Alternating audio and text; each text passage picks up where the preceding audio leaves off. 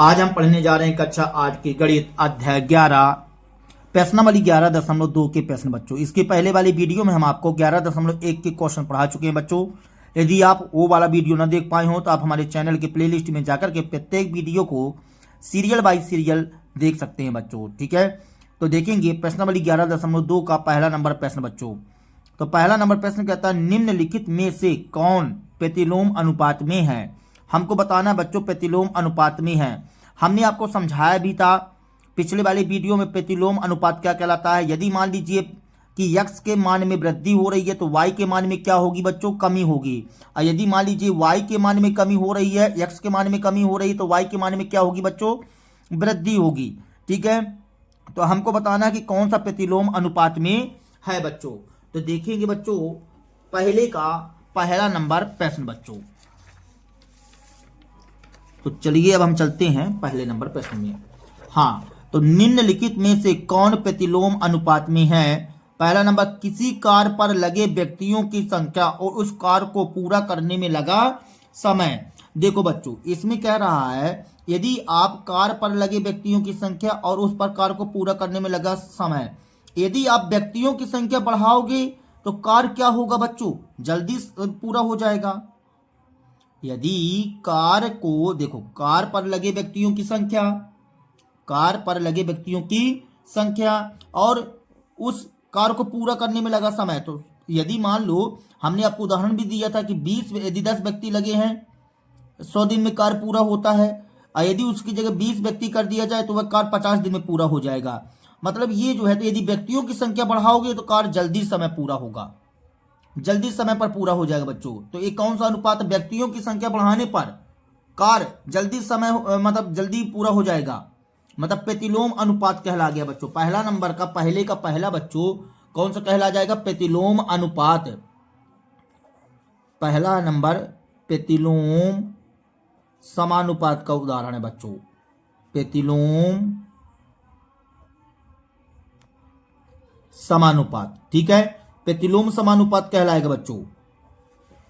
दूसरा नंबर एक समान चाल से किसी यात्रा में लिया गया समय और तय की गई दूरी। जब समान चाल से जा रहे हो बच्चों तो लिया गया समय और तय की गई दूरी, तो इसमें क्या है बच्चों, देखो जितनी अधिक समय होगा उतना अधिक दूरी तय कर पाओगे, सीधी सी बात है। जितना अधिक समय लोगे उतना अधिक दूरी तय कर पाओगे, तो उतना अधिक दूरी तय कर पाओगे तो मतलब कौन सा अनुपात कहला जाएगा, प्रत्यक्ष अनुपात बच्चों। कौन सा अनुपात, प्रत्यक्ष अनुपात। प्रत्यक्ष समानुपात लिख लो, प्रत्यक्ष समानुपात। ठीक है बच्चों। तीसरा नंबर बच्चों, तीसरे नंबर में कहता है खेती की गई भूमि का क्षेत्रफल और काटी गई फसल। तो भूमि का क्षेत्रफल और काटी गई फसल, भूमि अधिक है तो काटी गई फसल अधिक रहेगी, भूमि कम रहेगी तो काटी गई फसल कम होगी। तो प्रत्यक्ष समानुपात कहलाएगा बच्चों। ये भी कौन सा समानुपात है, प्रत्यक्ष समानुपात, प्रत्यक्ष समानुपात। ठीक है बच्चों। चौथा नंबर देखो कहता है एक निश्चित यात्रा में लिया गया समय और वाहन की चाल। हाँ, अब इसमें समझो बच्चों, निश्चित यात्रा में लिया गया समय और वाहन की चाल। तो यहां पास बच्चों यदि वाहन की चाल अधिक होगी, वाहन की चाल क्या होगी बच्चों, अधिक होगी, तो समय क्या रहेगा बच्चों, कम लगेगा ना। यदि आप ज्यादा स्पीड गति से जा रहे हो तो समय क्या लगेगा, कम लगेगा बच्चों। और यदि कम स्पीड से जाओगे तो समय अधिक लगेगा। तो मतलब हम क्या कहना चाहते हैं, ये प्रतिलोम समानुपात है बच्चों, प्रतिलोम समानुपात, प्रतिलोम समानुपात। ठीक है बच्चों। आई बी के बाद बी नंबर में क्या कहता है बच्चों, कहता है किसी देश की जनसंख्या और प्रति व्यक्ति भूमि का क्षेत्रफल। यदि जनसंख्या बढ़ेगी, यदि मान लीजिए जनसंख्या बढ़ेगी ना बच्चों तो भूमि कम मिलेगी, भूमि क्या होगी, कम हो जाएगी, समझते हो ना। और यदि जनसंख्या कम होगी तो भूमि क्या रहेगी, ज्यादा मिलेगी। मतलब हम कहना क्या चाहते हैं, ये भी कहलाएगा प्रतिलोम, प्रतिलोम समानुपात, प्रतिलोम समानुपात। ठीक है बच्चों। इस तरह से आपका ये पहला नंबर क्वेश्चन कंप्लीट हुआ बच्चों। अब देखेंगे आप दूसरा नंबर प्रश्न।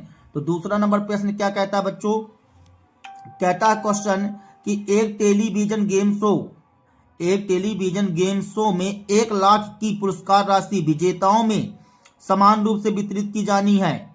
1 लाख रुपया है बच्चों, पुरस्कार के रूप में कितना रखा गया है, 1 लाख रुपए तो वितरित की जानी है। निम्नलिखित सारणी को पूरा कीजिए। ज्ञात कीजिए कि एक व्यक्तिगत विजेता को दी जाने वाली पुरस्कार की धनराशि विजेताओं की संख्या के अनुक्रमानुपाती है या व्युत्क्रमानुपाती है। तो देखो बच्चों, यहाँ पर सबसे पहले शुरू में हमसे क्या कहता है, ज्ञात कीजिए कि क्या एक व्यक्तिगत विजेता को दी जाने वाली पुरस्कार की धनराशि विजेता की संख्या के अनुक्रमानुपाती है या व्युत्क्रमानुपाती है। बच्चों यदि मान लो विजेताओं की संख्या के ऊपर डिपेंड रहेगा। यदि विजेता, जैसे मान लीजिए एक विजेता है तो 1 लाख रुपया पूरा ले जाएगा, समझना बात को। 2 विजेता हो जाएगा तो 50-50 हजार मिलेगा यार। 3 विजेता रहेगा तो कम मिलेगा, 4 विजेता रहेगा तो मतलब पैसा बढ़ जाएगा ना बच्चों वहां पास। मतलब कहना क्या चाहते हैं, जितने अधिक विजेता रहेंगे पुरस्कार कम कम मिलेगा। पुरस्कार क्या हो जाएगा, कम होता जाएगा ना बच्चों, बढ़ता जाएगा पुरस्कार। भाई 10 मान लो आपकी कक्षा में 2 लड़के फर्स्ट डिवीजन आ गए तो दोनों लड़कों को देना पड़ेगा ना 50-50 हजार, ठीक है ना। और यदि एक लड़का आ गया तो 1 लाख पूरा पा जाएगा, वो लड़का पैसा 1 लाख पूरा पा जाएगा। और 10 लड़का आ जाएंगे तो 10-10 हजार मिलेगा ना बच्चों। मतलब ये क्या रहेगा, यदि कहा जाए विजेताओं की संख्या बढ़ेगी तो पुरस्कार घटता जाएगा, मतलब प्रतिलोम समानुपात रहेगा। कहता है इसमें कि विजेता को दी जाने वाली पुरस्कार धनराशि विजेताओं की संख्या के अनुक्रमानुपाती है व्युत्क्रमानुपाती है। तो सबसे पहली बात की व्युत्क्रमानुपाती है बच्चों, क्या है, व्युत्क्रमानुपाती है। दूसरा नंबर का आंसर में लिख दो व्युत्क्रमानुपाती है, व्युत्क्रमानुपाती है, ठीक है। फिर हमको क्या बोला बच्चों, सारणी भरने के लिए बोला है। क्या भरने के लिए बोला है, सारणी भरने के लिए। तो देखो हम ये सारणी आपको भर करके दिखाते हैं बच्चों। तो यहां पास बच्चों विजेताओं की संख्या लिखी गई है। अब प्रत्येक विजेता का पुरस्कार, समझो बात को, यदि एक विजेता आया तो पूरा 1 लाख रुपए ले जाएगा बच्चों। यदि 2 विजेता आया तो 50-50 हजार मिलेगा। यदि 4 विजेता आया बच्चों तो कितना कितना मिलेगा, 25-25 हजार। यदि 5 विजेता आ जाएगा बच्चों तो कितना मिलेगा, 5 विजेता आने पर 1 लाख में 5 दूनी 10, 20 हजार। कितना बच्चों, 20 हजार मिलेगा, 20-20 हजार। यदि 8 विजेता आ गए बच्चों तो 8 एकम 8, ठीक है, 2 बचेगा, फिर 2 बचेगा तो 8 दूनी 16, फिर 8 पंचे 40, 12,500 रुपए। ठीक है। यदि 10 विजेता आ गए बच्चों तो आपको 10-10 हजार मिलेगा। कितना कितना, इकाई दहाई सैकड़ा हजार 10 हजार लगा रहे, ये तो लाख हो गया। 10-10 हजार मिलेगा बच्चों। कितना कितना मिलेगा, 10-10 हजार। तो इस तरह से बच्चों आपको सारणी भर लेना है। चलिए तीसरे नंबर प्रश्न में बच्चों, तीसरा नंबर प्रश्न कहता है बच्चों, देखिए इस तरह से क्वेश्चन लिखा हुआ है, रहमान तीलियों या डंडियों का प्रयोग करते हुए एक पहिया बना रहा है। वह समान तीलियों का इस प्रकार लगाना चाहता है कि किन्हीं भी क्रमागत तीलियों के युग्मों के बीच का कोण बराबर है। युग्मों के बीच का कोण कैसा है बच्चों, बराबर है, ठीक है। और आगे भी होगा।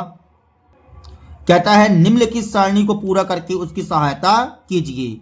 यहां तीलियों की संख्या लिखा हुआ है बच्चों 4, 6, 8, 10, 12।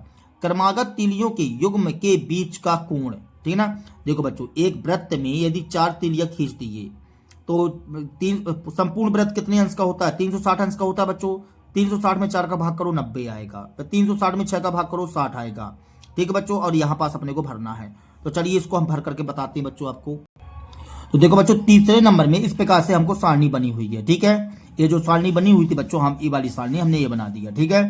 देखो यदि मान लीजिए एक वृत्त हो गया, संपूर्ण वृत्त कितने अंश का होता है बच्चों, 360 अंश का होता है। यहाँ 4 कितनी तीलियां खींचना है, 4 तीलियां। तो यहाँ से 4 तीलियां खींचोगे तो जैसे ऐसे खींचेंगे बच्चों तो 4 तीलियां कहला जाएंगे। ऐसे देखो, ये देखो 4 तीलियां हो गई, 1 2 3 4, और इन बराबर बराबर एंगल बनाएंगे बच्चों, ठीक है। क्वेश्चन में बोला गया है। तो यहाँ पास 4 का भाग करोगे बच्चों, 360 में 4 का भाग करेंगे तो 360 में 4 का भाग करेंगे तो कितना आएगा, 4 9 36, 90 आ जाएगा, ठीक है। ये रफ कार था बच्चों, तो ये 90 आ गया। अब देखो 360 में यदि 6 का भाग करोगे बच्चों तो कितना आ जाएगा, 6 6 36, 60 आ जाएगा। और यदि 360 में बच्चों किससे भाग करोगे, 360 में आप 8 से भाग करो बच्चों।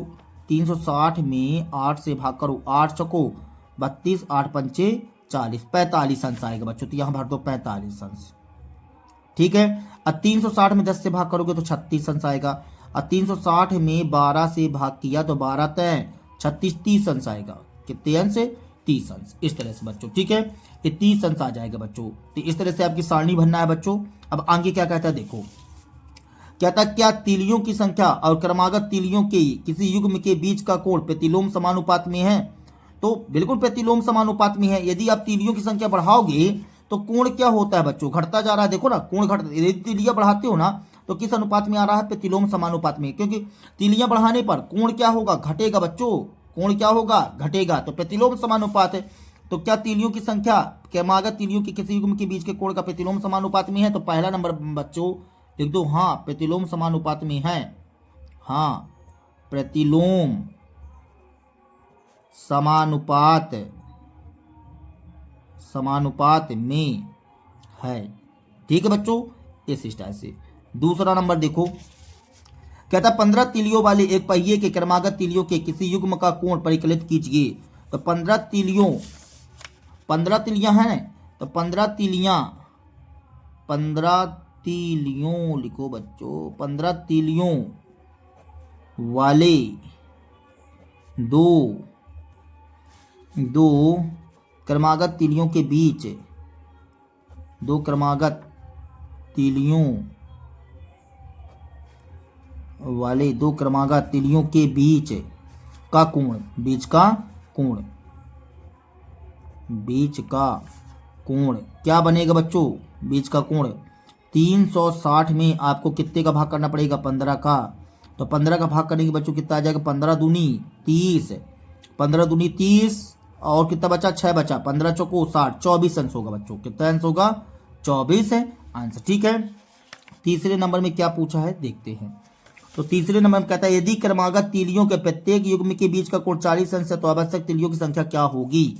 यदि प्रत्येक युग्म के बीच का कोण कितना दिया, 40 अंश। प्रत्येक युग्मों के बीच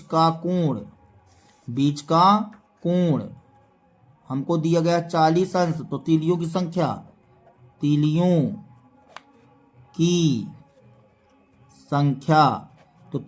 कितनी बनेगी बच्चों, 360 में आप 40 से भाग कर दो।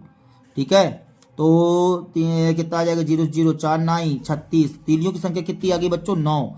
यहाँ पास लिख दो तीलियों की संख्या बराबर 9, तीलियों की संख्या बराबर 9, और यही हमारा कहला जाएगा आंसर सॉल्व दैट। ठीक है बच्चों, अब देखो अगला प्रश्न, चौथा नंबर प्रश्न कहता है बच्चों यदि किसी डिब्बे की मिठाई को 24 बच्चों में बांटा जाए, किसी डिब्बे की मिठाई को 24 बच्चों में बांटा जाए तो प्रत्येक बच्चे को 5 मिठाइयां मिलती हैं। यदि बच्चों की संख्या में 4 की कमी हो जाए तो प्रत्येक बच्चे को कितनी मिठाइयां मिलेंगी। तो सबसे पहले शुरू में ये बताओ, तुमने बोला यदि किसी डिब्बे की मिठाई को 24 बच्चों में बांटा जाए तो प्रत्येक बच्चे को 5 मिठाइयां होंगी, मिलती हैं।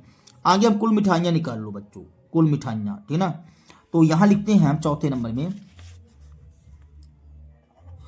24 बच्चों को मिठाइयां बांटने पर, देखो 24 बच्चों में मिठाइयां बांटने पर प्रत्येक बच्चे को 5 मिठाई मिलती है। ठीक है बच्चों, तो यहां लिखिए आप 24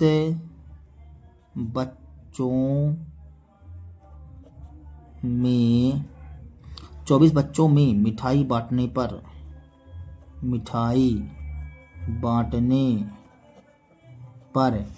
प्रत्येक बच्चे को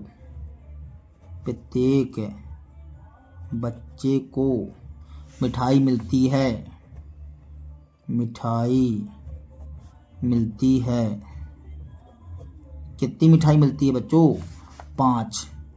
ठीक है, 5 मिठाई मिलती है। इसका मतलब कुल मिठाई कितनी हो जाएगी बच्चों, कुल मिठाई 5 गुणे 24 बराबर 24 पंचे 120, 24 पंचे 120, 120 मिठाई है बच्चों। कितनी मिठाई है, 120 मिठाई। ठीक ना, तो एक बच्चे का निकाल लो, कितने बच्चे का निकाल लो, एक बच्चे का। तो देखो एक बच्चे को मिठाई मिलेगी 120 मिठाई आ जाएगी ना, ये कुल मिठाई मतलब वही है। तो हाँ कुल मिठाई 120 हो गई। अब एक बात बताओ, इसमें क्या कहता है, 4 की कमी आ गई, 4 की कमी आ गई। 4 बच्चे कम होने पर, 4 बच्चे कम होने पर कुल बच्चे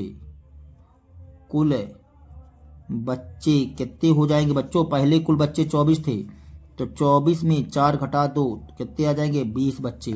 तो 20 बच्चों 20 बच्चों में प्रत्येक बच्चे को 20 बच्चों में प्रत्येक बच्चे को मिठाई मिलेगी।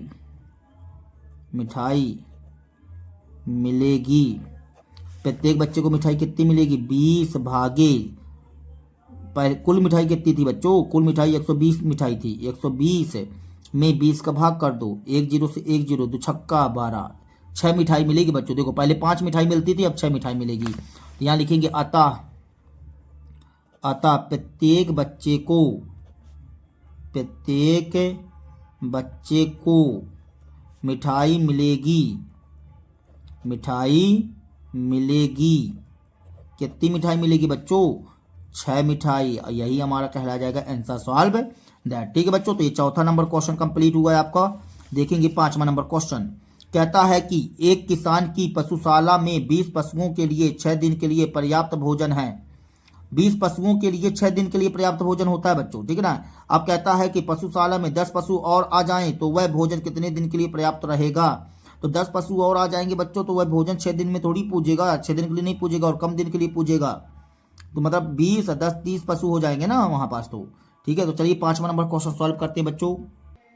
तो 5वां नंबर प्रश्न बच्चों हम यहाँ लिखते हैं 20 पशुओं के लिए भोजन पर्याप्त है। 20 पशुओं के लिए भोजन पर्याप्त है। कितने दिन के लिए बच्चों 6 दिन के लिए। ठीक है, 6 दिन में भोजन समाप्त हो जाता है। ठीक है, हम एक पशु का निकाल लिया करवाएंगे। तो एक पशु के लिए भोजन पर्याप्त होगा, ऐसा लिखो भोजन पर्याप्त होगा।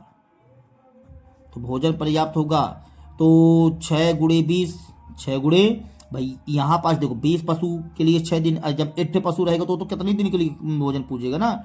मतलब 6 दूनी 12, 120 दिन के लिए बच्चों, 120 दिन के लिए भोजन पूजेगा एक पशु के लिए। लेकिन अब 10 पशु और आ जाने पर 10 पशु और आ जाने पर कुल पशु कितने हो जाएंगे 20 प्लस 10 बराबर 30 पशु। कितने पशु बच्चों 30 पशु। ठीक है, बात समझ में आया, 30 पशु लिखा हुआ है। तो हमको 30 पशुओं के लिए, देखो एक पशु के लिए तो तुम निकाल लिए थे, तो हम 30 पशुओं के लिए निकालते हैं। तो 30 पशुओं के लिए भोजन पर्याप्त होगा बराबर क्या करोगे बच्चों 120 में आप 30 का भाग कर दो, 1 0 से 1 0, 3 चौको 12 कट जाएगा। तो 4 दिन के लिए, कितने दिन के लिए भोजन पर्याप्त रहेगा बच्चों 4 दिन के लिए। तो यहाँ पास लिख दो अतः 4 दिन के लिए भोजन पर्याप्त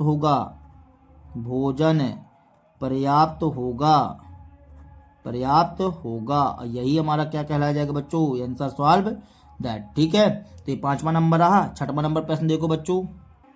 6वां नंबर प्रश्न कहता है एक ठेकेदार यह आकलन करता है कि जसमिंदर के घर में पुनः तार लगाने का कार्य 3 व्यक्ति 4 दिन में कर सकते हैं। यदि यह 3 के स्थान पर 4 व्यक्ति को इस काम पर लगाता है तो वह कार्य कितने दिन में पूरा हो जाएगा। तो 4 व्यक्ति लगाओगे तो जल्दी काम पूरा हो जाएगा बच्चों। ठीक है, तो चलिए इस क्वेश्चन को सॉल्व करते हैं। तो 6वां नंबर प्रश्न बच्चों हम यहाँ लिखते हैं 6वें नंबर में कहता है कि 3 व्यक्ति 4 दिन में कार्य को पूरा करते हैं। ठीक है, 3 व्यक्ति कार्य को पूरा करते हैं। कितने दिन में बच्चों 4 दिन में। ठीक है ना, पूरा करते हैं 4 दिन में। तो एक व्यक्ति का निकाल लिया करो। तो एक व्यक्ति कार्य को पूरा करेगा बच्चों, कार्य को पूरा करेगा तो ज़्यादा दिन में करेगा भैया एक व्यक्ति। तो तो 4 × 3 मतलब 4 तय 12 दिन में हमको, अब देखो एक दिन का आंकड़ा आ गया हमारे पास। अब हम कितने व्यक्ति लगाना चाहते हैं? 4 व्यक्ति ना, तो 4 व्यक्ति कार्य को पूरा करेंगे, 4 व्यक्ति कार्य को पूरा करेंगे, यही हिंदी लिखना बच्चों आपको। तो 12/4 इसको काटेंगे बच्चों, तो 4 तय 12 3 दिन में। कितने दिन में? 3 दिन में। तो यहाँ पास लिखेंगे अतः 3 दिन में कार्य पूरा होगा, अतः 3 दिन में कार्य पूरा होगा, कार्य पूरा होगा। और यही हमारा कहलाया जाएगा बच्चों आंसर सॉल्व दैट। ठीक है। छठवां के बाद 7वां नंबर प्रश्न बच्चों, 7वां नंबर कहता है बोतलों के एक बैच को 25 बॉक्सों में रखा जाता है, जबकि प्रत्येक बॉक्स में 12 बोतलें हैं। ठीक है। कहता है कि बोतलों के एक बैच को 25 बॉक्स में रखा जाता है, जबकि प्रत्येक बॉक्स में 12 बोतलें हैं। यदि इसी बैच की बोतलों को इस प्रकार रखा जाए कि प्रत्येक बॉक्स में 20 बोतलें हों, तो कितने बॉक्स भरे जाएंगे? कितने बॉक्स भरे जाएंगे बच्चों, ये कह रहा है। ठीक है। तो थोड़ा दिमाग लगाओ। 25 बॉक्सों में रखा जाता है, कितने बॉक्सों में रखा जाता है? 25 बॉक्सों में, जबकि प्रत्येक बॉक्स में कितने हैं? 12 बोतल। 12 बोतल वाले 12 बोतल यदि है तो 25 बॉक्स में रखा जाता है। और यदि 20 बोतल वाला रहेगा तो बॉक्स कम भरेंगे ना बच्चों। ठीक है। तो चलिए 7वां नंबर प्रश्न हल करते हैं। तो यहाँ पास हम लिखते हैं बच्चों प्रत्येक बॉक्स में 12 बोतलें बोला है ना बच्चों। कितनी बोतलें बोला है? 12 बोतलें। प्रत्येक बॉक्स में 12 बोतल होने पर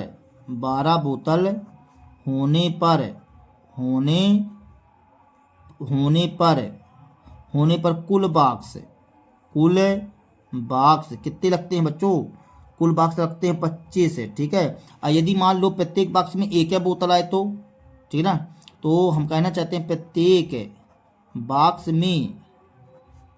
में एक बोतल होने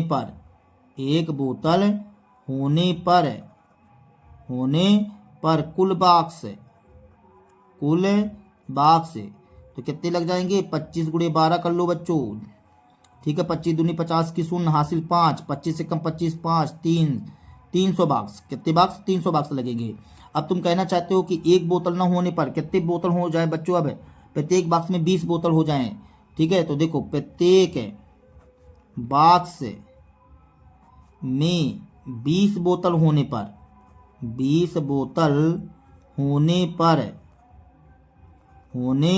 पर कुल बॉक्स तो हम क्या करेंगे बच्चों? 300/20 कर देंगे। ठीक है। तो 1 0 से 1 0 इसको काटेंगे तो कितना आ जाएगा? 15। कितने बॉक्स लगेंगे बच्चों? 15 बॉक्स लगेंगे। तो अतः यहाँ पास लिखो 15 बॉक्स लगेंगे, 15 बॉक्स लगेंगे। और यही हमारा कहला जाएगा बच्चों आंसर सॉल्व दैट। तो ये 7वां नंबर रहा बच्चों। 8वां नंबर प्रश्न देखिए।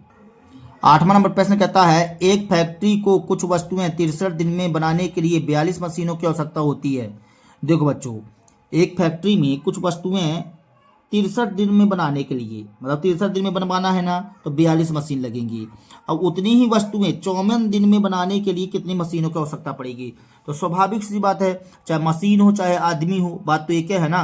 तो मतलब यहाँ पास ये कहना चाहते हैं 63 दिन में बनाने के लिए 42 मशीन, और तुमको और कम दिनों में बनवाना है तो फिर मशीन और चाहिए। तो मशीनों की संख्या क्या रहेगी बच्चों? और ज्यादा लगेगी ना। तो चलिए 8वां नंबर प्रश्न। तो 8वां नंबर प्रश्न बच्चों हम यहाँ लिखते हैं वस्तुओं को 63 दिन में बनाने के लिए मशीनों की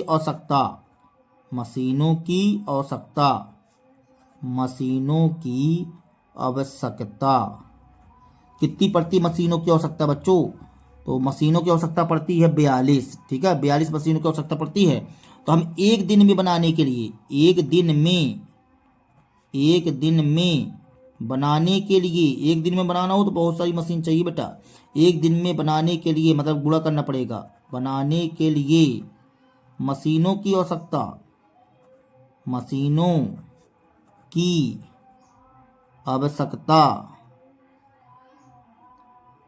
ठीक है बच्चों, कितनी आवश्यकता पड़ेगी? 42 × 63। तो गुणा कर दो बच्चों, कितना आएगा, चलो रहने दो, गुणा नहीं करो। अब क्या पूछ रहा है, 54 दिन में बनाने के लिए ना बच्चों, तो 54 दिन में अब भाग कर देंगे। 54 दिन में बनाने के लिए, 54 दिन में बनाने के लिए मशीनों की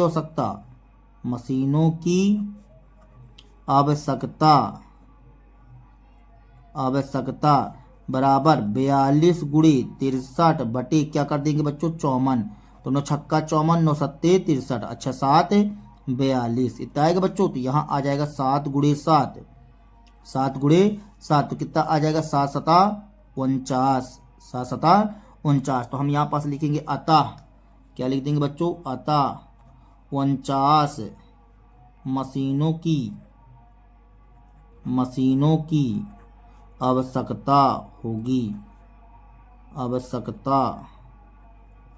होगी। ठीक है बच्चों, और यही हमारा कहला जाएगा आंसर सॉल्व दैट। ठीक है बच्चों, अब 9वां नंबर प्रश्न देखिए।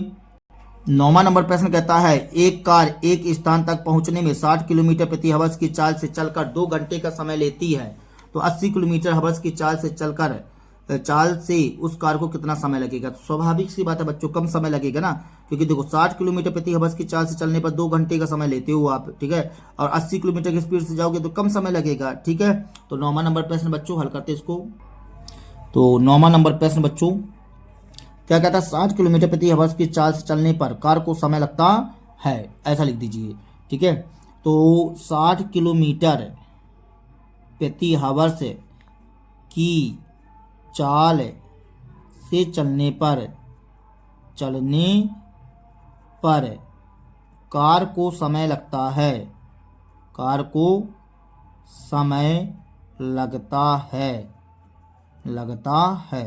बराबर कितना, 2 घंटे बच्चों, 2 घंटे, कार को 2 घंटे का समय लगता है बच्चों।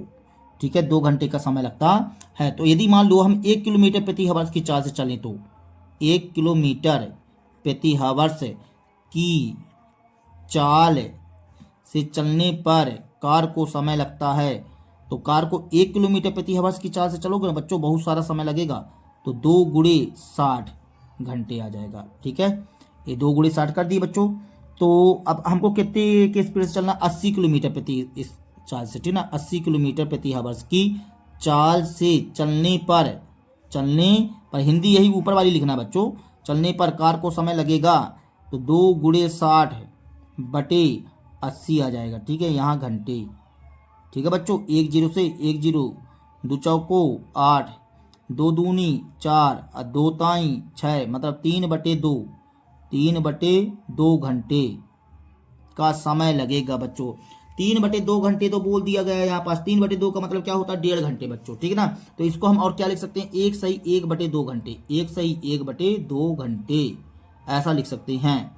ठीक है बच्चों, तो यहाँ पास लिख दीजिए, अतः कार को समय लगेगा 1 सही 1/2 घंटे, यही हमारा कहला जाएगा आंसर सॉल्व दैट बच्चों। ठीक है, 10वां नंबर प्रश्न देखो बच्चों। 10वां नंबर प्रश्न कहता है, 2 व्यक्ति एक घर में नई खिड़कियां 3 दिन में लगा सकते हैं। 2 व्यक्ति एक घर में नई खिड़कियां कितने दिन में लगा सकते हैं, 3 दिन में। तो कहता है, कार्य प्रारंभ होने से पहले एक व्यक्ति बीमार पड़ जाता है, तो अब यह कार्य कितने दिन में पूरा होगा। तो जब एक व्यक्ति बीमार पड़ जाएगा तो एक ही व्यक्ति ने लगाएगा, तो 3 दूनी 6 दिन में लगा पाएगा। ठीक है, तो इसको हल करके बताएंगे बच्चों, एक ही दिन में खिड़कियां लगवाने के लिए कितने व्यक्तियों की आवश्यकता होगी। तो 2 व्यक्ति 3 दिन काम करते, तो 3 दूनी 6 व्यक्ति लगा लो, तो एक ही दिन में काम पूरा हो जाएगा बच्चों। तो चलो 10वां नंबर क्वेश्चन सॉल्व करते हैं। तो 10वां नंबर प्रश्न बच्चों हम लिखेंगे, 2 व्यक्तियों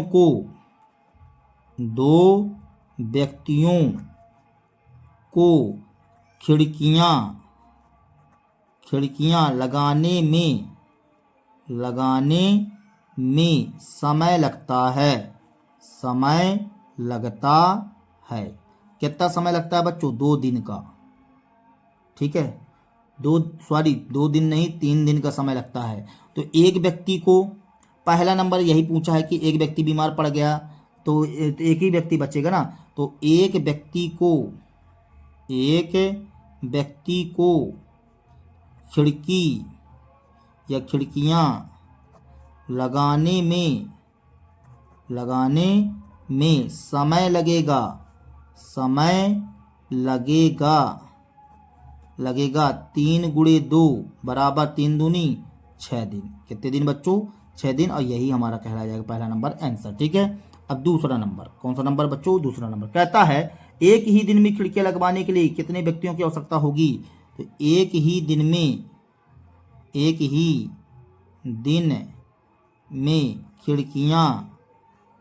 खिड़कियां लगवाने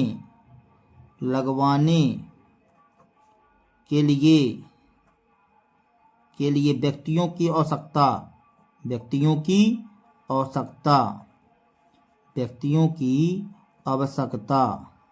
तो देखो कितने व्यक्तियों की आवश्यकता होगी भाई? एक ही दिन में लगवाना है आपको। ठीक है। और तो 3 दिन में 2 व्यक्ति काम करते थे, तो 3 गुणे 2 मतलब 6 व्यक्ति। कितने व्यक्ति बच्चों? 6 व्यक्ति लगेंगे। ठीक है ना। तो 6 व्यक्ति। ठीक है। और यही हमारा कहला जाएगा आंसर सॉल्व दैट बच्चों। ठीक है। तो ये 10वां नंबर क्वेश्चन कंप्लीट हुआ। 11वां नंबर प्रश्न देखो बच्चों। 11वां नंबर प्रश्न कहता है किसी स्कूल में 45 मिनट अवधि के 8 क्लास होते हैं। कितने क्लास होते हैं? 8 क्लास। तो यह कल्पना करते हुए कि स्कूल का कार्य समय उतना ही रहता है, यदि स्कूल के बराबर अवधि में 9 क्लास हो तो प्रत्येक क्लास में कितने समय होगा? अब देखो पहले 45 मिनट के 8 पीरियड लगते थे, अब 9 पीरियड कहते हो तो थोड़ा समय कम हो जाएगा बच्चों। ठीक है ना। तो चलिए 11वां नंबर क्वेश्चन हल करते हैं बच्चों। तो 11वां नंबर प्रश्न बच्चों, और ये लास्ट प्रश्न है। 11वां नंबर प्रश्न ये बताइए 45 मिनट के 8 क्लास लगते हैं। ठीक है ना। 8 क्लास होने पर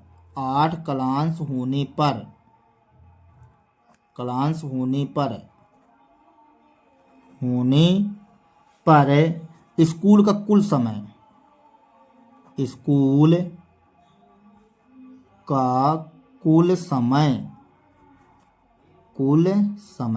तो स्कूल का कुल समय कितना है?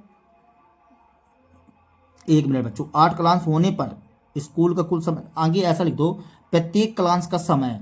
ठीक है। यहाँ ऐसा लिख लो बच्चों, प्रत्येक क्लास का समय। प्रत्येक क्लास का समय बच्चों 45 मिनट। ठीक है। तो 8 क्लास होने पर स्कूल का कुल समय कितना बन जाएगा बच्चों? 45 गुणे 8। ठीक है। तो 8 पंचे 40 को शून्य, हासिल 4, 8 चौको 32, 4 36, 360 मिनट।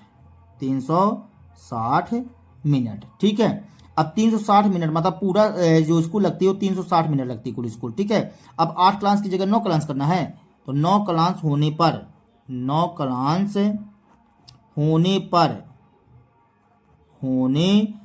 प्रत्येक क्लास का समय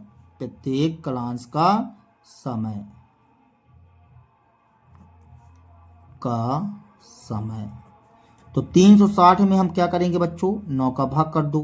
तो 9 का भाग करेंगे बच्चों तो 9 चौको 36, 40 मिनट। कितना रहेगा बच्चों? 40 मिनट। ठीक है। तो यहाँ पास हम लिख देंगे कि अतः प्रत्येक क्लास का समय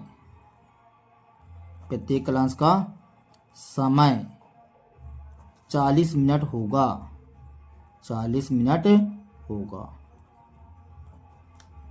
आंसर सॉल्व दैट। इस तरह से बच्चों। ठीक है।